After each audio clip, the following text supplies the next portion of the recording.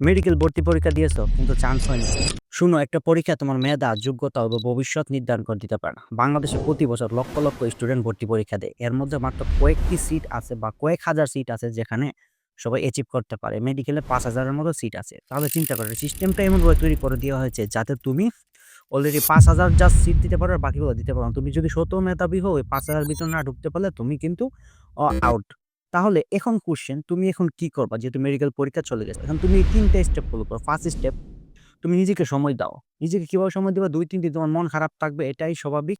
তুমি এই ২-৩ দিন পরবর্তী ধাপগুলা কি হবে এটা নিয়ে চিন্তা করো এবং কি ভুল করেছো সেগুলো আইডেন্টিফাই করো। স্টেপ ২, অপশনগুলো ক্লিয়ার করো। ধরো তোমার মেডিকেল শেষ। এখন ডেন্টাল, নার্সিং, বিভিন্ন পাবলিক ও private university biology related subject এবং তুমি চাইলে সেকেন্ড টাইম দিতে পারো। এই অপশনগুলোকে ভালোভাবে ক্লিয়ার করো এই কয়েকদিনের ভিতরে যে আমি পরবর্তী স্টেপটা কি হবে সেটা ভালোভাবে ক্লিয়ার করো। এটা যদি ক্লিয়ার না থাকে তাহলে তোমার দেখা যাবে আরো বাকি যে পরীক্ষাগুলো আছে সেগুলো খারাপ হবে। এখন হাজার, হাজার সিট বাকি আছে। বললাম না, পাবলিক, মেডিকেল অনেক জায়গায় তোমার বায়োলজি রিলেটেড সাবজেক্ট অনেকগুলা আছে। ফার্মাসি আছে, বায়োকেমিস্ট্রি আছে বা জেনেটিক আছে। এগুলা তুমি এপ্লাই করো এবং ওইগুলাতে তোমার এখন কাঙ্ক্ষিত সিট অর্জন করার চেষ্টা করো। স্টেপ নাম্বার ৩, ইমোশনে নয় রিয়েলিটি দিয়ে ডিসিশন নাও। তোমার মেধা, ভবিষ্যৎ, বর্তমান অবস্থা, পারিবারিক অবস্থা সবগুলোর উপর ডিসিশন নিয়ে তুমি এখন ভালোভাবে তুমি এনালাইসিস করে তোমার পরবর্তী কি ধাপ হবে সেটা ডিসিশন নাও।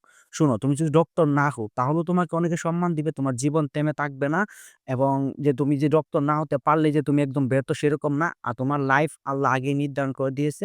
তো তুমি এখন হয়তো একটা টাইম হার্ড টাইম এর মধ্যে দিয়ে যাচ্ছ। একটা পুরান একটা জিনিস আছে যে নিশ্চয়ই কষ্টের পরে আসে স্বস্তি। কষ্টের সাথে, সাথে স্বস্তি। আরো অনেকগুলো এডমিশন পরীক্ষা আছে। সেগুলো তুমি এপ্লাই করো এবং সেগুলোতে তুমি কাঙ্ক্ষিত ভালো রেজাল্ট করার চেষ্টা করো।